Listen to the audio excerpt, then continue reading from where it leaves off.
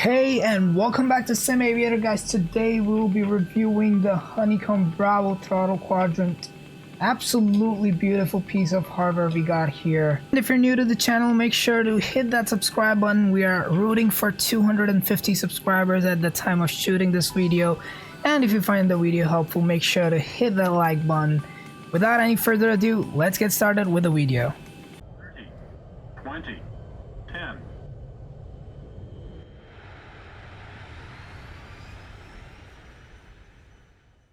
Alright, so first thing, we have the gear lever here. You can see the gears have lit up to green. Obviously, we are gonna go inside the simulator to demo all these functions and all these buttons that you can see here. We'll do it one by one. But let's first talk about how good the gear lever feels. This one, it's got a pretty good spring action, so it's like once you get past the halfway mark, it's gonna bring itself down or up depending on where you're putting it. But that is pretty good. These knobs right here, the Autopilot Selector knobs, they're slightly hard, but I think what I noticed with a little bit of use is that they got slightly softer, so it's not too bad to be turning them around. And then these are obviously the rubber buttons, and then also the same as the Autopilot button. The other one you have is the rotary knob to change the values inside your sim. One thing I did not like about this is that it's fine, it's got really great detents and things like that, but the only thing is that one movement, like one notch, is like a single value on your Autopilot panel, so which is fine when you want to make fine adjustments, but if you're doing like a lot of scrolling, then it's gonna take forever to get you to your altitude or speed that you want to take. If it's a huge adjustment, it's gonna take a while to do that. I'm pretty sure there might be a way to fix that, but that is what it is. We got the 7 switches. Again, you can assign these to anything inside your plane. Any plane you could assign these switches to, so which is really handy. You get like 7 of them, which is a lot, and I'll show you how I've used some of these switches here as well. The next thing is the flaps. This is more used for the GA configuration, and you might want to use this as flaps. It's more realistic that way with GA. And then we have the trim wheel here. Again, I'm planning to use this trim wheel for GA, but for airliners I'm going to use the one that I have on my Honeycomb Alpha, the buttons. So that is good with that. Apart from that, we have covered up the 2 axes, which we're not using for this twin engine configuration for twin engine airliners. What we want to see is the resistance is pretty good. We got a resistance adjustment knob here, so you could bring it all the way down, and then it's like all the way up. So this way is more of a relaxed or loose configuration, and the further you go, the tighter it gets. I kind of like to put it somewhere in the middle. Gives a good solid feel. But don't take me wrong, even in the lowest situation, this is a pretty solid feel. If you ever use any of the throttle quadrants like the Satec ones, and you know, any other cheap ones that I was using, the one like the HOTAS, this is definitely gonna feel like an upgrade even at the lowest tension setting. I just like to keep it at medium, and it works great for me. But honestly, this is like, it helps you to get precise adjustments. Like you can move it as much as you want. Same for these levers, and the best part is that you can again use 2 separate levers for what you're doing here. And then again, the same for so this knob right here adjusts the tensions for all these 6 axes. It does not affect the trim wheel. And also regarding the trim wheel, some people said that they felt it was kind of loose, but honestly for me, it feels pretty good. It's not like super tight or super loose. It's like, for me, it just feels right. It might be slightly looser for people maybe who are real world pilots. They would know better of how this feels like, but honestly for a simulator use, it's kind of perfect. Like it wouldn't like just move, it would just stop, so it's not that bad either. Also, there is the Annunciator Panel right here. So right now my aircraft is not with engines running, so we have the master caution, low oil pressure, low fuel pressure, the parking brake light on, and that's gonna change the way your aircraft is configured, and same for the gear lights. Now to get these lights working, even this one and any of these Autopilot ones, you need to install the Honeycomb drivers. I have made a different video for that. Link is right above. You can check those out as well if you want to learn how to install the drivers. But with that being said, let's jump straight into the simulator. Alright, so as you can see here, I'm going to show you this is how the speed brakes are bound, like here being speed brake off. If you bring it a notch in front, it's gonna take you to the armed position. The next ones you have are the flap levers. So flap levers, obviously it doesn't have any detents, but if you have your sound on inside the simulator, you should be able to hear every single click. So you don't have to look down, you can just put it a little bit to the front and then you could hear the click and you would know that you have changed your flap successfully. So that is the other thing. Regarding the throttle levers, these are also nicely configured, and as you can see, if you move the one, then only one would move on the sim. I'll be making a video onto how to assign all these things to your Zevo or your towless Airbus. So the another thing I did do on this one is I assigned these two switches right here as my fuel selector switches. So if you look right here, you'll be able to see if I click this one on, it takes the fuel pump one on, and then that's the one off. So fuel idle and then fuel cutoff. So that's pretty handy as well. Again, these switches are completely customizable and you can use it for whatever you want.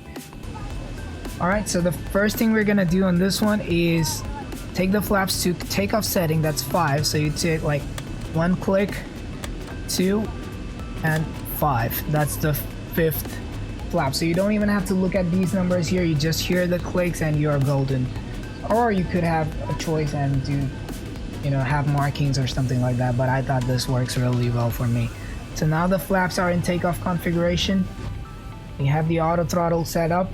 All we're gonna do is release the brakes, take the engines to about 40% N1. That is about 41% right there. Engines are stable, just hit toga. And obviously these are not gonna move because they're not motorized, but as you can see, we have already hit toga and our plane is accelerating. And that's about 150 knots. Let's rotate. Positive rate. Positive rate, and now we're gonna go gear up so you guys can see here. There we go, gear up, and you can see the lights turn red. It's kind of neat, and once all your gears are inside, the lights will disappear. And obviously now you have quite a few of these lights glow up. Alright, so the gear is up. What we can do is use this to retract the flaps. So that's flaps 2. And as we gain more speed, we're gonna go flaps 1 and flap 0. So there we have passing to 20 and over. So now we use the autopilot switch to engage the autopilot, and as you can see, the autopilot was engaged. Now we can see the heading select is engaged. What I've done is assign this switch to heading select. So if you want to look at how Autopilot Panel works here, so all you gotta do is you could just go heading select and it will disengage it.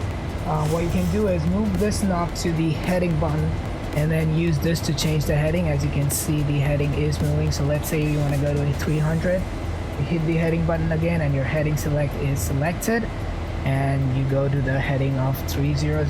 So as you can see, the plane is now turning. Other thing, same way, you could go to Alt and change the altitude. So now you can see like we are leveled off at 9,000, so we're gonna go to say 14,000 feet. So once you're at 14,000, vertical speed has automatically come up. If you want to do a flight level change, what I've done is assign one of these buttons, the IAS buttons, to flight level change, and now you hit that and you're on level change. Now you could go ahead and go to the IAS button and increase your speed if you wish. So now your plane is going to accelerate to 250 knots. And obviously, similarly, I've assigned the nav button to engage LNAV. As you can see, let's bring this closer. And you should be able to see the LNAV button move. And the REV, the reverse course, is what I'm using as a VNAV. So VNAV is engaged as well. Obviously, we don't have a flight plan in the FMC, so those buttons won't light up. Another thing is the approach button. That's configured to the approach button on the plane. So you can see now the approach mode is on, approach mode is off. Again, VS is assigned to vertical speed as well, so that is also all taken care of. We have the throttles. Obviously, we'll go ahead and do a landing with these. Also, one more thing, if you wanted to see, is that if you look here, now we can do the speed brakes. So you want a little bit of speed brakes, you have that, you have more, and that's your full speed brakes for flight detain, and then that goes back. So same way you can adjust the flaps for that. Now let's go ahead and set this plane up for landing, and I'll walk you through that. Alright, so now you can see we are on final approach here. We're gonna go ahead and give it a little bit of power right now and trim it up a little. The next thing we want to do is here we're gaining some speed, so reduce the throttle. You can see it allows you to do a lot of fine adjustments that, you know, at least the throttle that I was using before wouldn't let me do it. But let's go ahead and go flaps 1 here, and you can see the flaps moving, needles moving there for the flaps. And we're gonna trim down, reduce the power here. So we want to arm the speed brakes now. If you see, if I move this just a little, it's gonna give you the green light speed brake is armed, which is pretty neat as well. So your speed brakes are now armed. You're gonna slowly start adding flaps and reduce the power, and because we're climbing, so we gotta go back down.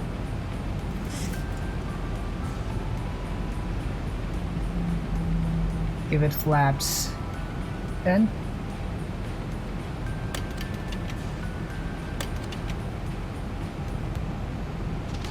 And let's go gear down, so you can see the landing gear lever has gone down here. We're obviously not on the land because I'm kind of trying to explain things as we do it. So we're gonna go flaps 15, flaps 25, and flaps 30.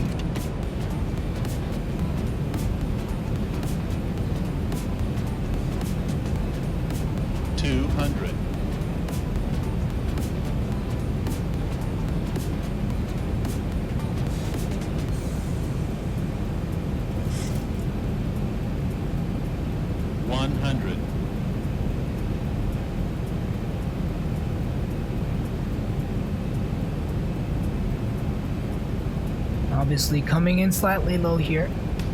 50, 40, 30, 20,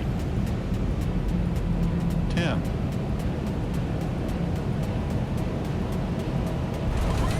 There we go, and reversers out. You can see the reversers are out here. They're obviously just buttons, so you can't. They're not axes. But you can see 80 knots, reverser stowed, and you should be able to see them move. So that is the landing, and then you could always go ahead and clean up your flaps. So that is your airline configuration for the Honeycomb Bravo. As you guys saw, everything works. These autopilot selectors, the rotary knob that's used for changing those values, and then these buttons as well, the way you assign them and the way you want them to work. So all in all, I feel this is one of the best piece of hardware that I've ever had. Very high utility. Let me know what you think about it in the comments below, and I would love to know your feedback about what you think about this throttle quadrant. Also, if you have any questions, put them down in the comments below and I'll be happy to answer. If you have anything related to, you know, airliner configuration or GA configuration, I would be happy to answer that as well. If you did enjoy the content, make sure to hit that like button, and again, if you're new to the channel, hit that subscribe button. It's very helpful to us, and it motivates me to keep more of these videos coming in. Well, that is it from the review for the Honeycomb Bravo Throttle Quadrant. Again, any questions, let me know in the comments down below and I'll be happy to answer them. Until then, bye bye, take care and stay safe everyone. I'll see you next time.